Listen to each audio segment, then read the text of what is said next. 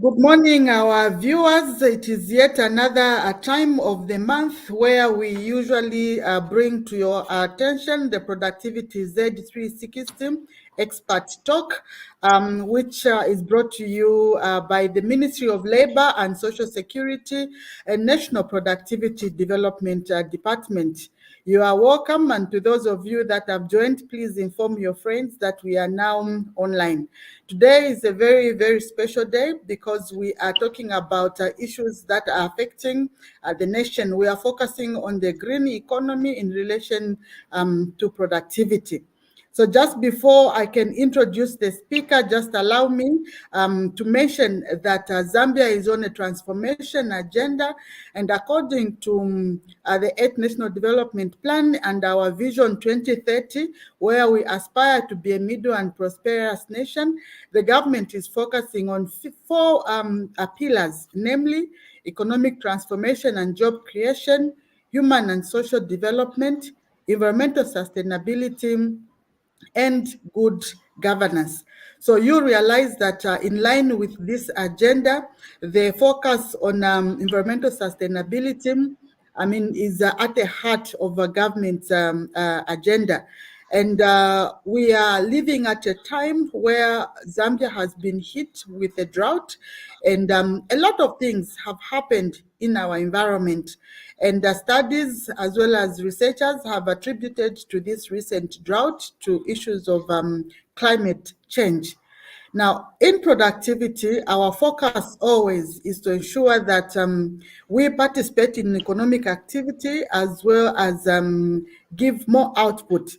From our previous discussion, you still remember our regular viewers that we did highlight that Zambia's productivity status, I think, is not very good, it's not very appealing.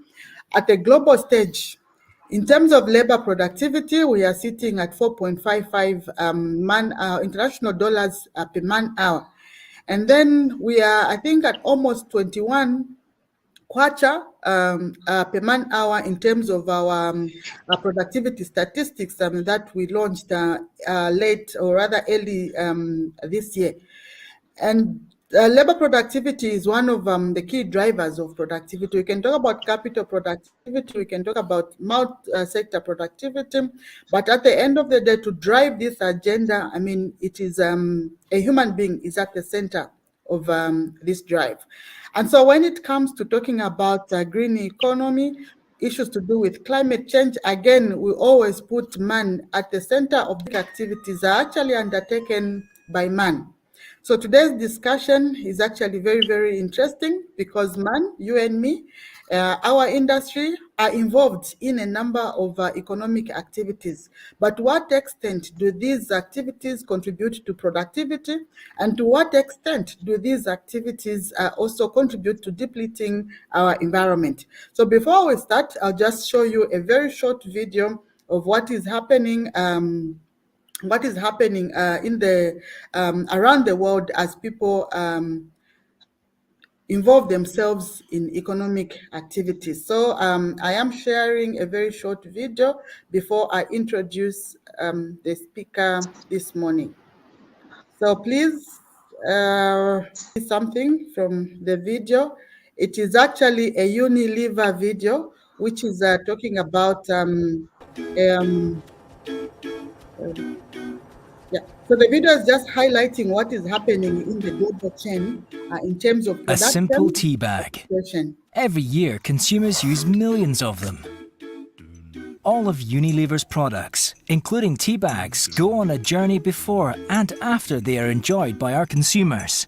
We call this the value chain. It works like this. First, we get the raw materials. Then we make them into a product and deliver it to a shop.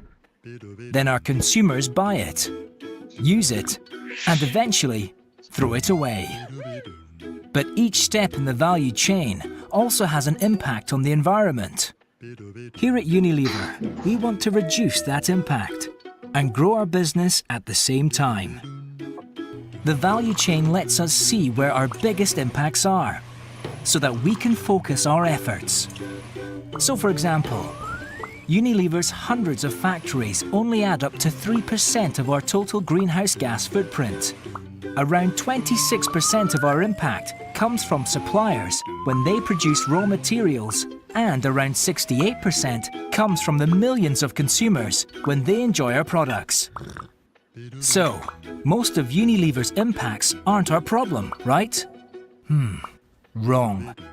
We want to reduce the impact of our products before they enter and after they have left our factories. We work as a team with our suppliers, customers, and our consumers to reduce the impact of our products. We have ambitious plans to grow our business, but growth at any cost is not an option. We want to work to help consumers enjoy our products and cut the environmental impact at the same time. Every day, thousands of suppliers help us make our products, and 2 billion people use them. The maths is pretty simple. If we get ourselves, each of our suppliers, customers and consumers to be a little more sustainable, these small actions will add up to a big difference. A really, really big difference.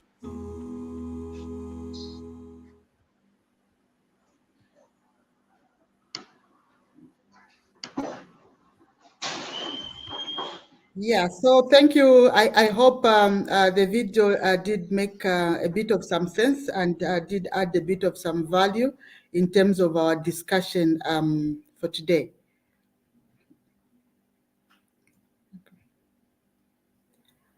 So with this background that I have just given, allow me to introduce the speaker that we have this morning to talk about the issues of the green economy, issues to do with how we take care of our environment and how we focus on building our economy through different economic activities, but not depleting our environment. So our presenter this morning is Director Ephraim Mwepya, Shitima, who is from the Ministry of Green Economy and Climate Change.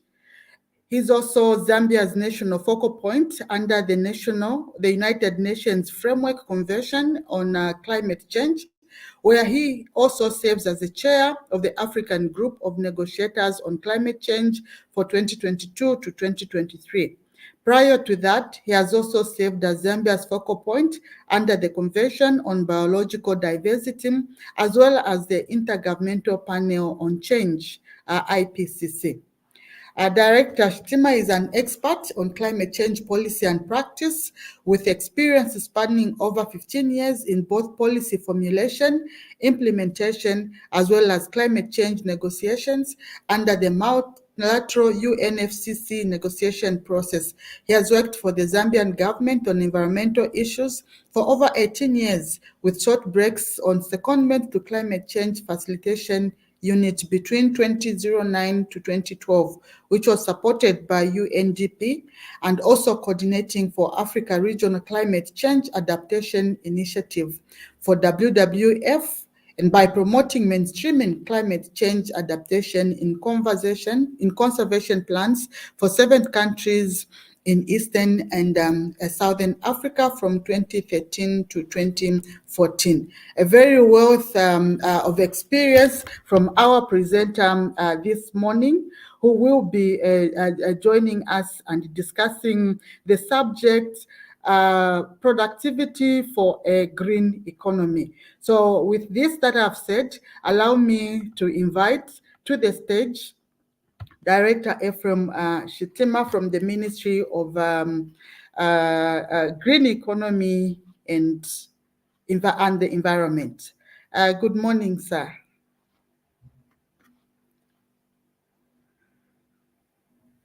Oh, unfortunately, he has logged out. One of the key issues we've learned along this journey of this program is the issue of connectivity. I think it just shows us how we need to do more. Eugene, do you have any insights in terms of the subject that you picked out before we bring back Director Shitima on the stage? Good morning again. Good morning to our viewers, and thank you for that, Yvonne.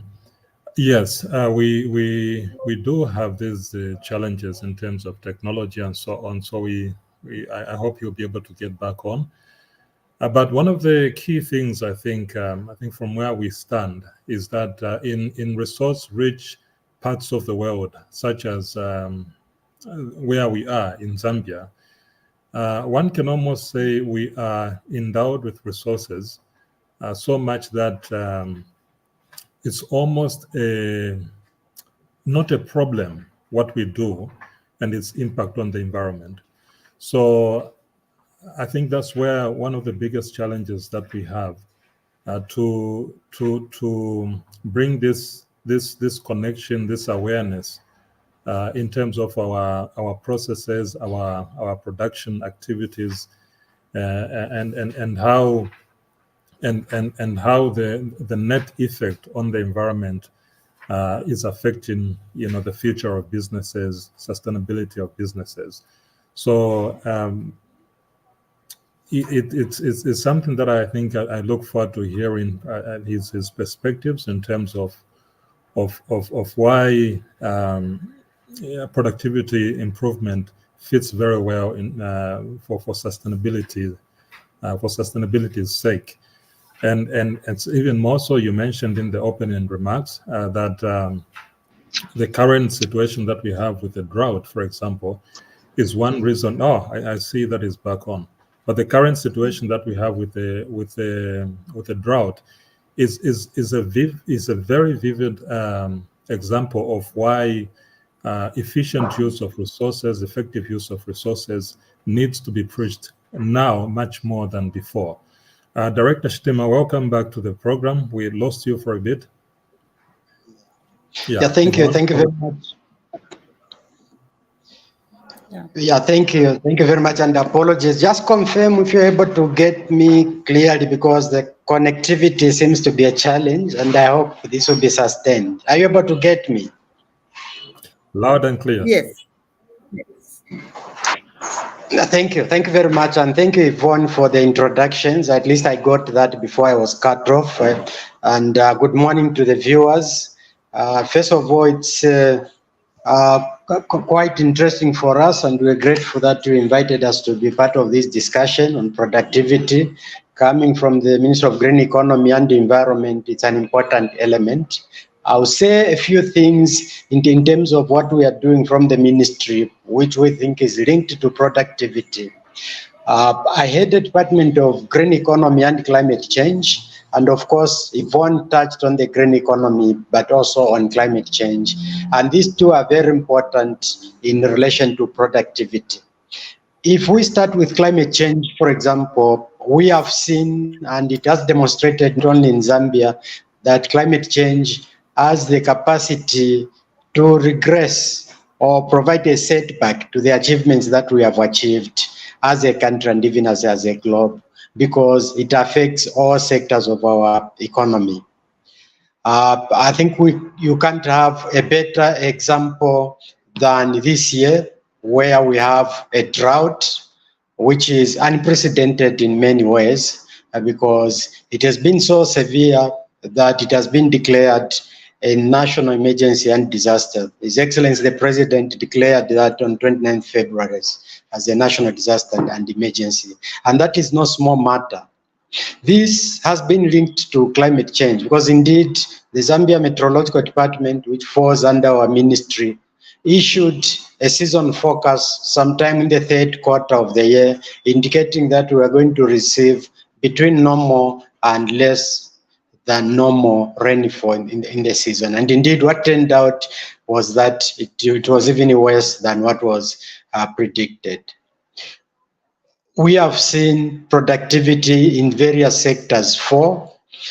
Typical of this is in the agricultural sector, where you can clearly see a number of farms. I think the estimation is that over 1 million hectares of cultivated land and planted has been affected by this drought. And what that means is that there will be no production, or the yield, the harvest from these hectares will be adversely impacted. In fact, the agricultural sector as a whole will be affected in terms of what we're going to produce as a country. And we know the agricultural sector is the bedrock of our economy. Once you don't produce sufficient food, it means that the other sectors are affected as well. It also affects how we perform in the macroeconomic fundamentals, because it means that you have to import more in terms of food, and that has effect both on the exchange rates but also on the inflation.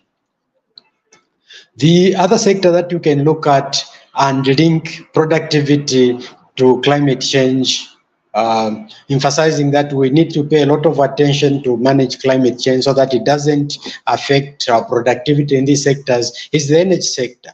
The energy sector, because of our reduced rainfall and the water reservoirs that have been impacted, means that our generation capacity has reduced significantly, to the extent that we are now experiencing load management, where our utility company cannot be able to supply electricity to the country across at the same time without experiencing disruptions, and therefore they have to alternate, which is our load management. That has a direct impact on productivity. If you go to our markets and other areas, it means that those people rely on electricity, those who are running barber shops, those who are running salons, those who are running small restaurants and all that, who have to prepare meals and earn an income from that, are affected, and that's productivity. The small and medium enterprises, where some of those fall, are very important to our economy. They drive the economy.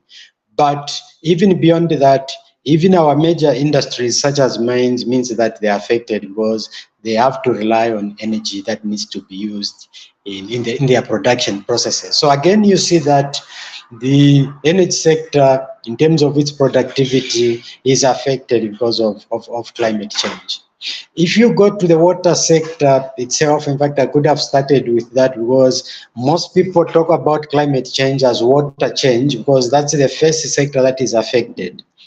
The reduced waters in our water bodies has an effect on our lives and livelihood activities. We had one of our most important cultural heritage in the country, the Kuomboka ceremony, just a few weeks ago, which had to take a different route.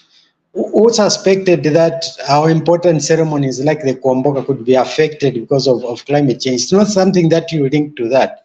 But the fact that the barge, the Nalikwanda, had to be diverted to use a different route than one that is traditionally used tells you that climate change leaves no sector affected, because that affected in the manner in which we celebrate that important practice, because there was simply not enough water to support the movement of the barge and other accompanying vessels during that important ceremony.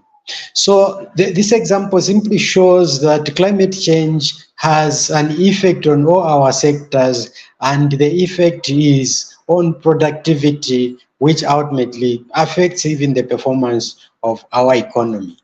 Now, what are we supposed to do? In fact, before coming to that, what causes climate change? And maybe what are we supposed to do in order to address this?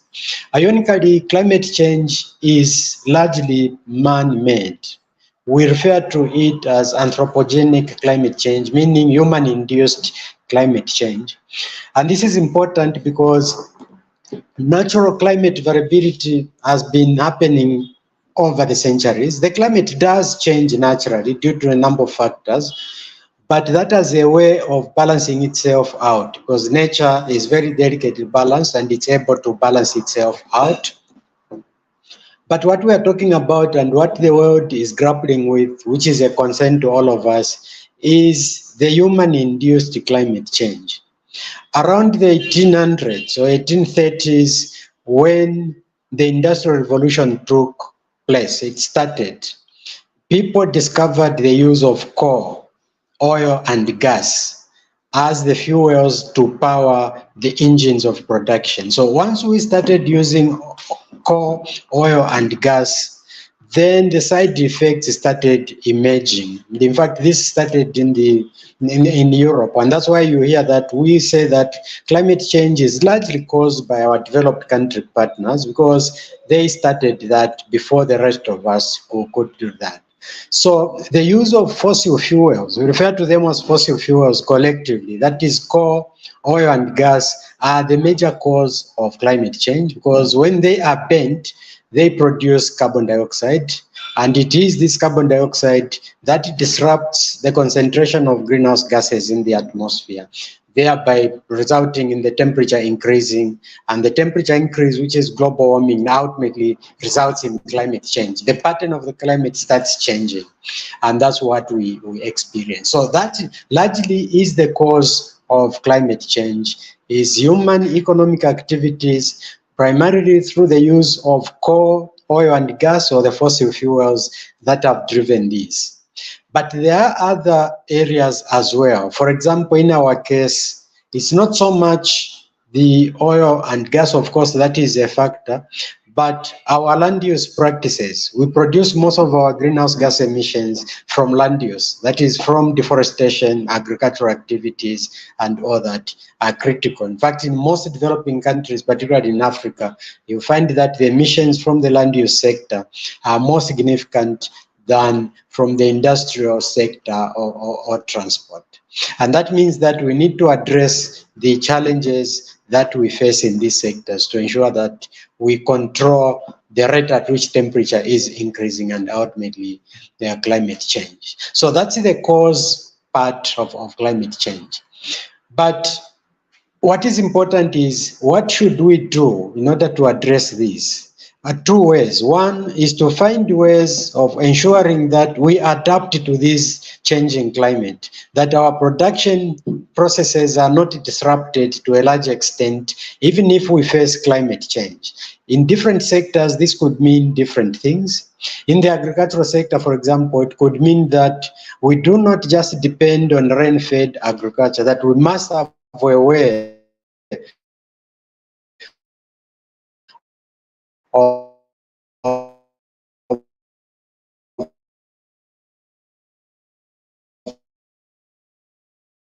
being able to grow our crops, raise our livestock, or in training, that we should engage in irrigation practices so that we are able to grow our crops the year round. I think government is moving in this direction. There's a lot of emphasis, even now, for example, to grow winter maize in order to cushion the shortage of food that is expected. So those steps that we take to respond to the impacts of climate change that we're already experiencing are called adaptation measures. It means we are trying to adapt to the changing climate. In energy, it could be moving away from hydropower-based power, or at least supplementing that with alternative sources of power such as solar and others, so that even if we don't have a lot of rainfall, our water reservoirs have declined, it shouldn't result in us not having water. So that's in the energy sector. So in various sectors, there are a number of measures and steps that you undertake to respond to the impacts of climate change, which you are already experiencing, and we call those as adaptation activities.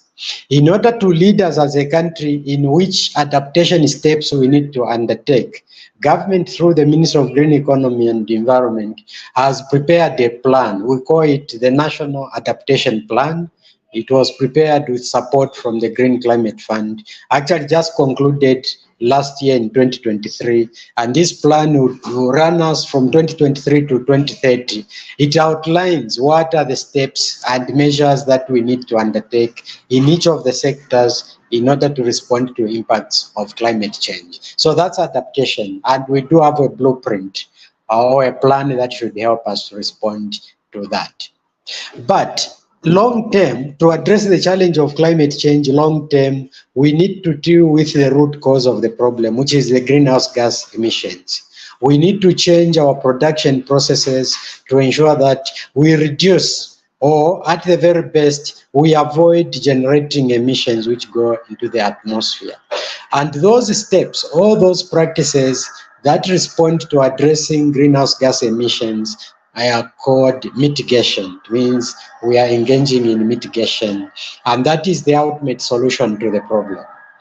Now, here is where the problem gets complicated in terms of climate change, because it's a global issue. Even if Zambia, for example, today prevented all its emissions, all its greenhouse gas emissions, and we came to net zero, what we call net zero, all our economic processes do not result in greenhouse gas emissions, we would still suffer the impacts of climate change. This is because climate change doesn't recognize international boundaries. The emissions that are being produced from countries elsewhere do have an impact on us because the atmosphere is not segmented in international boundaries. It's a shared resource. When the temperature increase occurs, the global warming because of concentration of greenhouse gases, it doesn't matter where the emissions came from. All the countries get affected. In fact, the poorer countries get affected more because we do not have sufficient capacity to respond. And this is where addressing climate change becomes a global effort. Means we need to collaborate. We need to ensure that we are pulling in the same direction with everyone. We need to work with countries that are producing even more emissions to ensure that they are addressing their emissions even as we are doing ours. And this is where the international negotiations under the United Nations come in. This is why you have an international agreement, which is the United Nations Framework Convention on Climate Change, which focuses on this. Basically, its objective is to ensure that the concentration of greenhouse gas emissions in the atmosphere does not pose a danger to the climate. So addressing climate change through dealing with the concentration of emissions.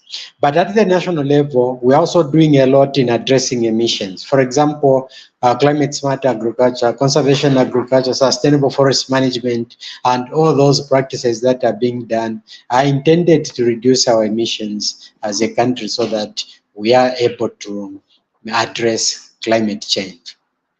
Some of the instruments that we have, strategies on mitigation, for example, apart from those that I've mentioned, in the forestry sector, we do have a strategy which is called REDD+.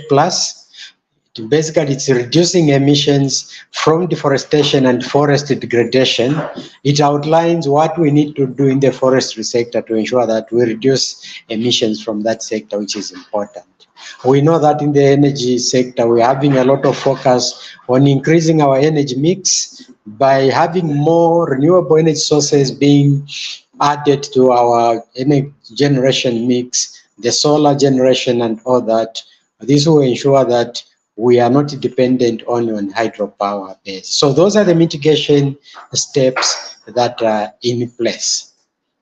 Now, moving away from climate change, although not entirely, the other strategy that we have in the ministry or approach that government is pushing for is green economy, is that our economy should move to attain a green status. This is quite important. In fact, the whole ministry is named Minister of Green Economy and Environment because of that. So how do we achieve the green economy? A strategy has been prepared. The Honorable Minister of Green Economy and Environment, Honorable Engineer Collins Nzovu, launched that strategy just last month. That is a green growth strategy which has been put in place. Basically, in this strategy, we are looking at 4 broad pillars that are helping us to transition Zambia to a low carbon, resilient, and efficient economy, also which is inclusive. So basically, we are looking at a resilient and climate compatible growth. That yes, our economy needs to grow for us to create jobs and increase the GDP, which will ensure that you address poverty levels. The economy must grow, but this economy must be resilient and also climate compatible, meaning that it needs to take into account all the implications of climate change to ensure that our growth is not affected. Look at it this way. Our 2024 budget has had to be realigned because of the drought that we are facing. meaning that resources are being taken away from other activities in order to address the priorities that are coming from the drought. Basically, essentially ensuring that we have food security and that we can maintain energy security. But that means that the other aspects of the economy will suffer in a way because they won't have resources. So a climate compatible growth would entail that we factor that in, we address climate change so that it doesn't push us to do the realignment of the budget that we are doing, because right from the start, we have taken that into account. And that means that activities would continue while we are addressing climate change, because the agricultural sector in their processes will have taken climate change into account, energy will have taken climate into the account, and all those. So climate compatible growth is one of the first pillars of the green growth strategy that we have. The other pillar is resource efficiency. It is very important that we use our resources in an efficient manner if we are to grow the economy in a green and efficient way. For example, some of the elements in this model of development is employing techniques such as recycling, reuse, or broadly all the spectrum of interventions that fall under the circular economy, for example, where the production process becomes very efficient and what we are producing as waste can still be reused to produce other products. This is the structure of the modern economies, where the waste that is generated is very minimal, but even that waste that is generated, you have utilization for it in another production process. So efficient use of our natural resources is an important pillar of that green growth strategy. If you look at the forestry sector and even other sectors, for example, you find that a tree is cut, for argument's sake, for charcoal burning. The only part that is used is the stem part, the larger part, that is what you utilize to produce the charcoal, and the rest is just left behind to rot. And that's not very efficient. Because of that, you are going to clear a larger part of the forest so that you get a larger kiln and you produce your charcoal. In fact, we are not encouraging charcoal production, but just an example of how inefficient use of resources can be destructive. The same can be said in our agricultural sector. The losses that we experience post-harvest are quite high. In some cases, in some countries, not necessarily to Zambia, statistics indicate that in some countries you lose up to about 30% of the crop yield through post-harvest losses, and that's not very good for food security, particularly in situations like the one we have now, where we are constrained, because you want to ensure that you maximize on what is produced in terms of productivity. So efficient use of resources is an important pillar. The third pillar of this green growth strategy is human capital. It's very important that we have trained human resources who are to drive this economy to achieve what we intend to achieve. And some of the skills that will be required will be new and novel, the green skills that are required. People can work in the circular economy, in those reusing, recycling, and reducing in order to be efficient. So development of human capital to work, to drive our green economy is critical, and the third pillar. The fourth and last pillar of this strategy, the green growth strategy, is inclusivity, that we need to ensure that everyone is included.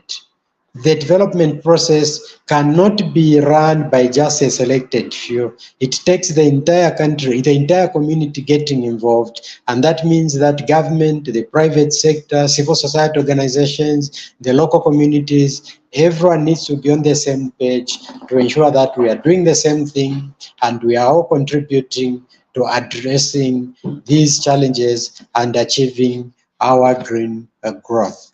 The aim is that we should be able to attain this green growth status by 2030, in line with our Vision 2030. In fact, all these instruments that we're referring to are anchored on the Vision 2030, and they are meant to support the achievements of the Vision 2030. In conclusion, just to highlight that climate change is a serious challenge globally, but even at the country level, as has been indicated with what we are going through, and that for us to achieve our economic growth that we desire, to grow our economy, that it creates jobs, it generates income, and creates wealth for the country, we need to address climate change and ensure that we grow our economies in a climate compatible manner.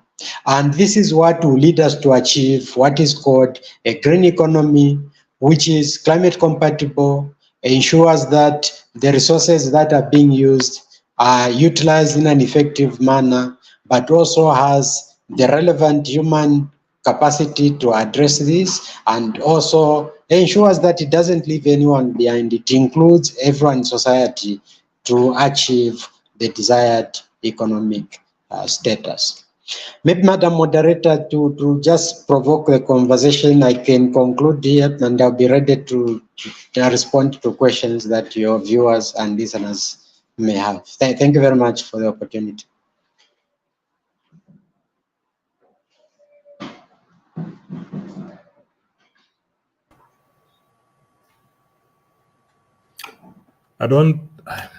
Seems Yvonne might have dropped out.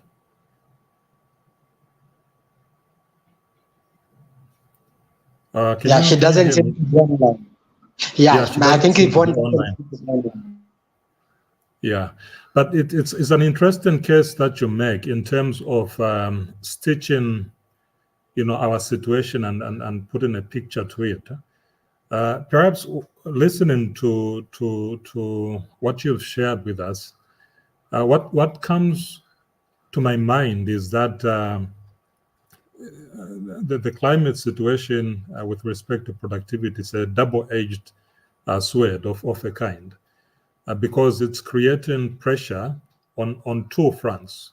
One, on like was mentioned earlier, to say a significant portion of our population are poor and dependent on let's say using land, for example, to earn their living. So there's pressure for them to use more and more of that land, of course, using the methods that they've always known, for the most part, to earn a living. But at the same time, we are also seeing firsthand how that is not working anymore. So that's one part. The other part would be on the need for us to pull together in this green economy direction, if I can put it that way. So given the frameworks, I know you mentioned the National Adaptation Plan, as well as the UN framework on climate change. The question that came to my mind as I was listening to you was, let's say I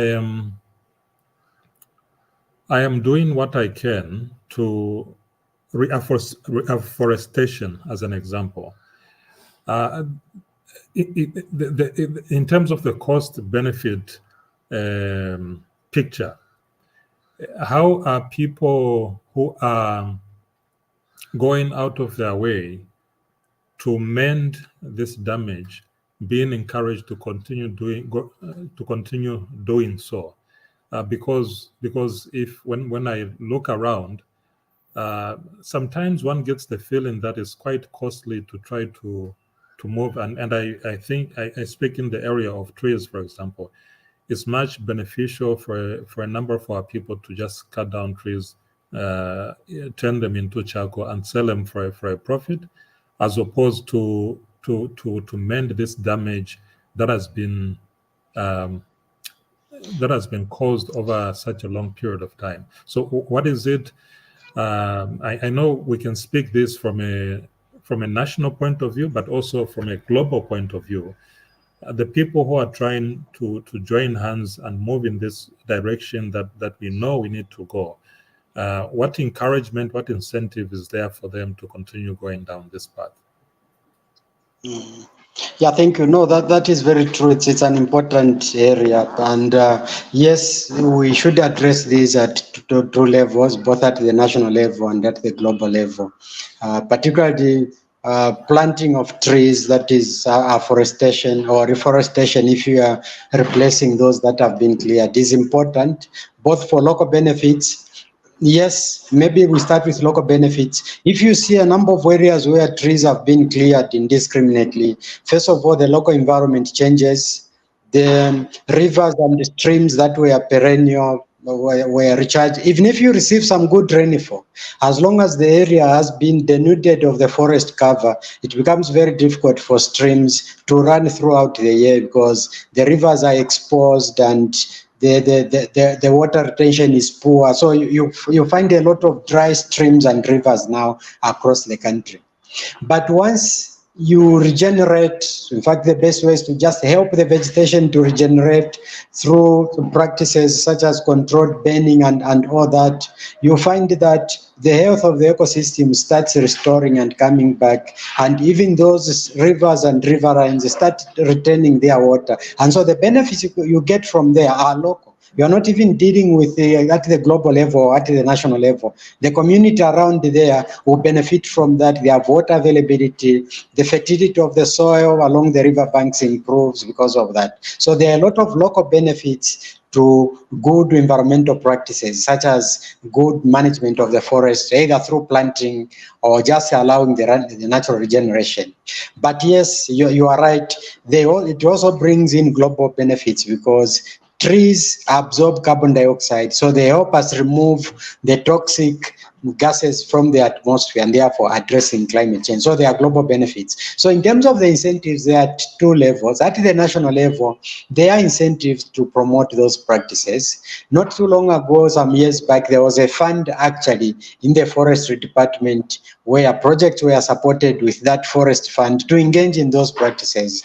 But I think those funds at some point were removed, but those are now under the CEC, the Citizenship Economic Empowerment Fund. If you remember, all the funds that were scattered in a number of sectors were mobbed to be lumped in one fund. So there are projects that can be funded from those resources to help people address deforestation and all that. That's at the national level, promoting activities that are addressing deforestation. But at the international level, I'm sure you have heard of the carbon market. There is a market that has been established, basically rewarding people who are involved in activities that are able to reduce emissions, and you can quantify that. Such projects can be registered as a carbon project, and people are paid based on the calculations of what they have reduced on emissions. Of course, it's a different and another complex subject, but just to indicate that at the international level, you can think of that the carbon market or payment for ecosystem services. Organizations, particularly important corporations, are willing to pay for ecosystem services apart from just the carbon market to promote those good practices that are helping us address the challenges of climate change.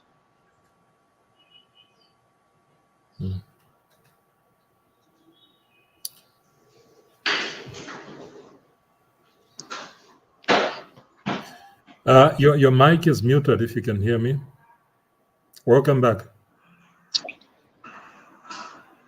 Thank you. Sorry about that. I think I was also advantaged with my network. It just booted me out. Yeah.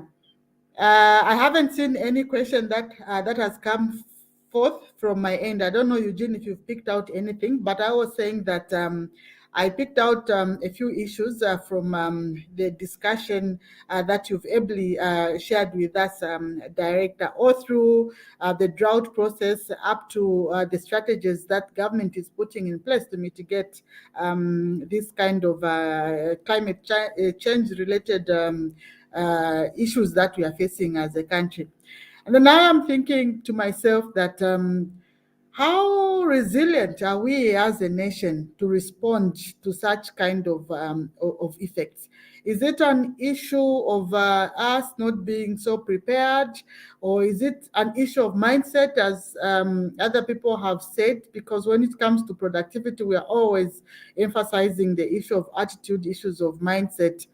I remember in one fora where someone presented on rain harvesting, and yet here we are talking about drought when at some point we had too much actually rain. To what extent did we harvest this kind of rains? I also participated in one of the provincial development coordinating committees in one of the provinces, and I heard one of the committee members sharing that there are about 13 dams in that particular area, and only about 2 are in use, and the use is actually swimming and washing. So when we talk about the issues of drought that we find ourselves in, which is as a result of climate change, like you have mentioned, to what extent can we, as human beings, become more resilient and become more innovative in terms of how we can manage these issues that I think are manageable, I think, in some cases?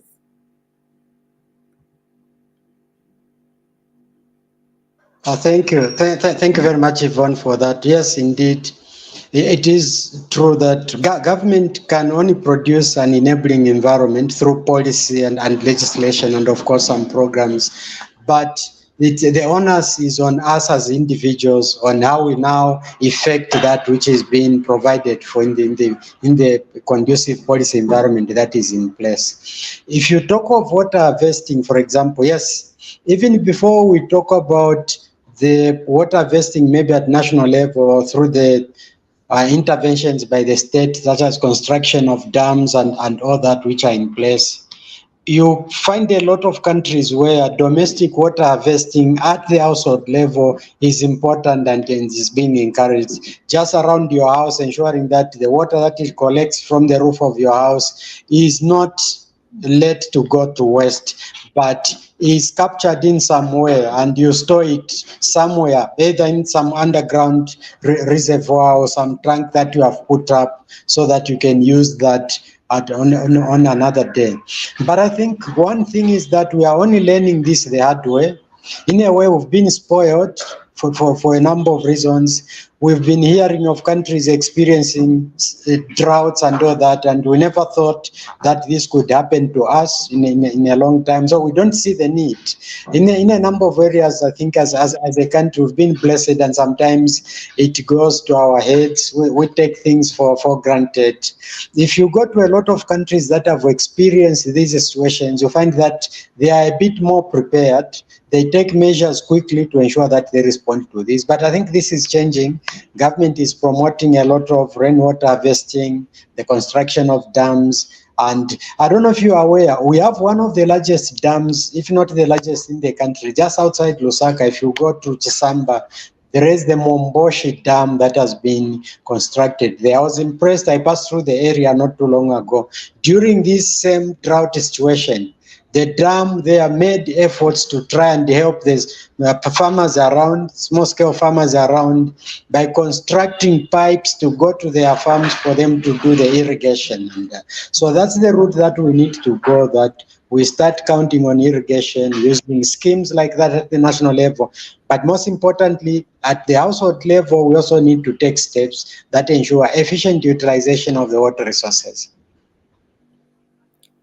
Yeah, thank you very much for that insight.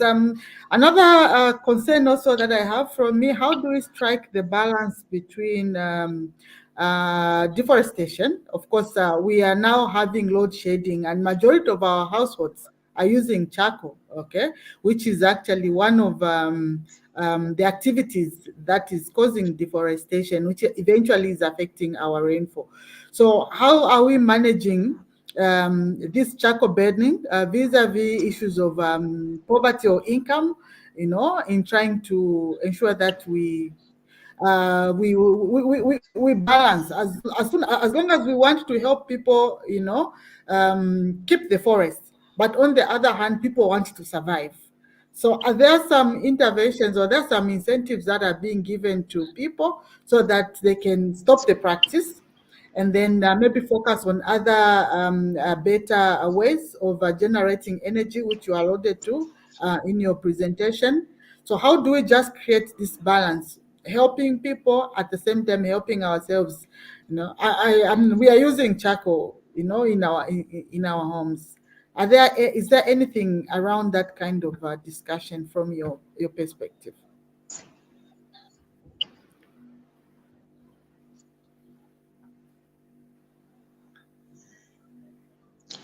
Yeah, thank you, Yvonne. I'm hoping that I got you.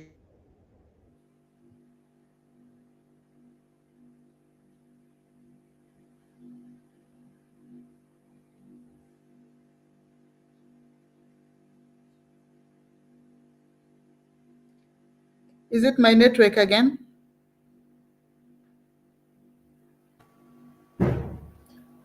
No, it seems to have lost its connection just temporarily. Okay.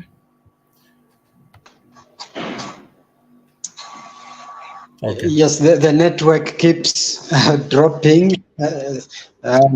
I was saying that I hope I got your question very well, Yvonne. I think you are talking about charcoal production and its relationship to the drought that we have and how government is addressing that. Yes, of course, there is a temptation that the market is booming with the energy deficit that we have, and charcoal burners would want to take advantage of that and produce. But government is discouraging that because it could just put in worse challenges that we don't want to go into. If you followed the Honorable Minister of Environment and Green Economy and Environment, Engineer Collins Nzov, just a few weeks ago, actually banned in 3 districts, selected 3 districts in Central Province. If I'm not mistaken, this is Mumbwa, Teji, and the new district that we have there. The name has just slipped my attention, which the minister effected a ban so that those areas cannot produce and convey charcoal. And in fact, has been quite strong on that, even impounding some of the trucks that are involved in that.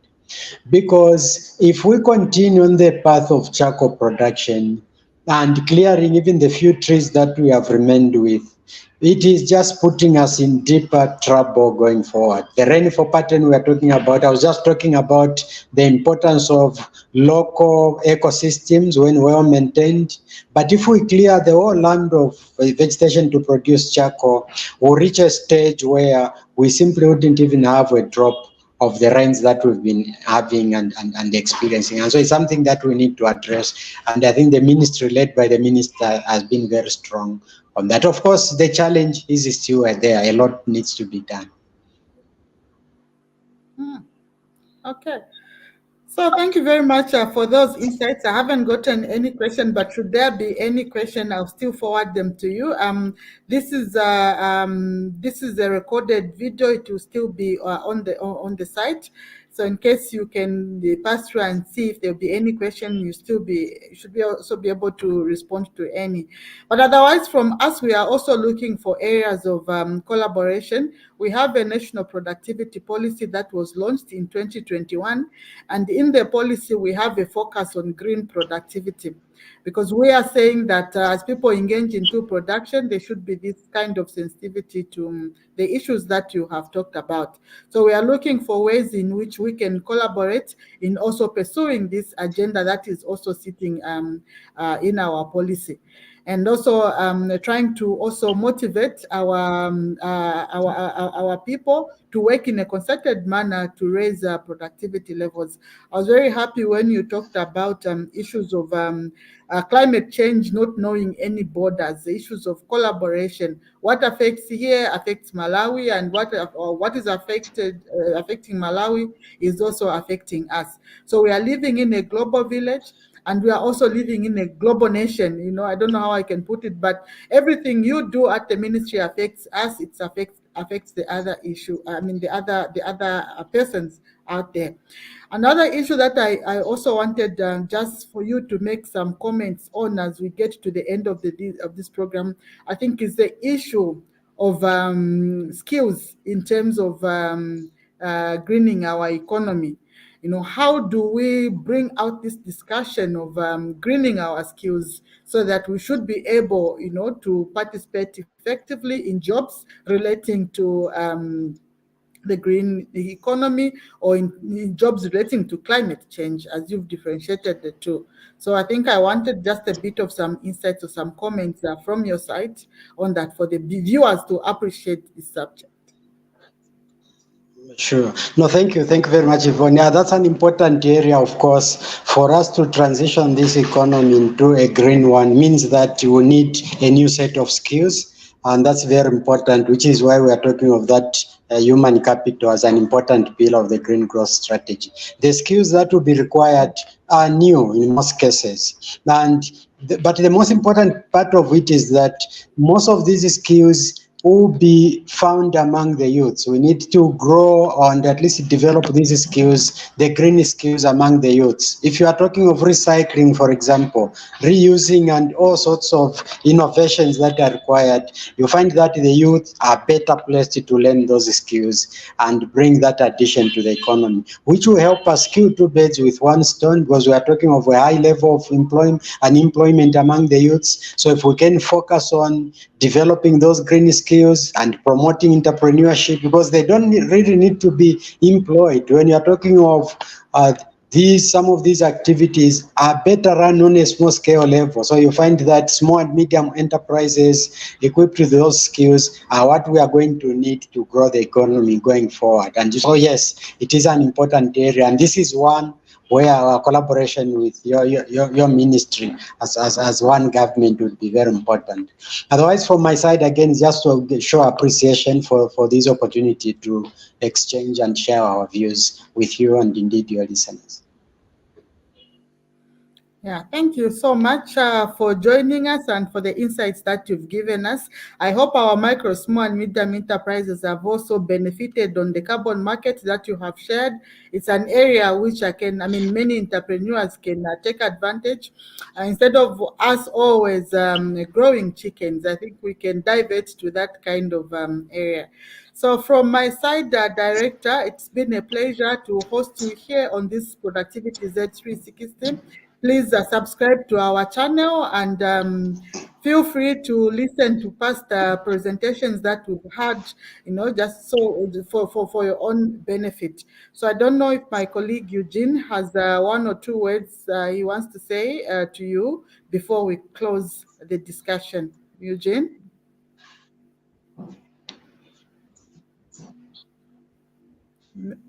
You're muted. I say sometimes you enjoy the discussion so much that you forget about this technology changes that you switch in and so on. But I was saying before that I wanted to just appreciate the information that Director Shitima has shared, and I know that as people go through this broadcast, it is something that will give them ideas to make better sense of this changing environment that we are now having to work in, so that we can still continue to earn a living and make those profits. Over to you. Thank you. So thank you on behalf of the Director, National Productivity Development Department, Cyprian Mayamba, who is also the President of the Pan-African Productivity Association. And also on behalf of the ministry, we want to thank you and your ministry for appearing on this. We hope to engage more and collaborate more on issues of productivity as well as greening our economy.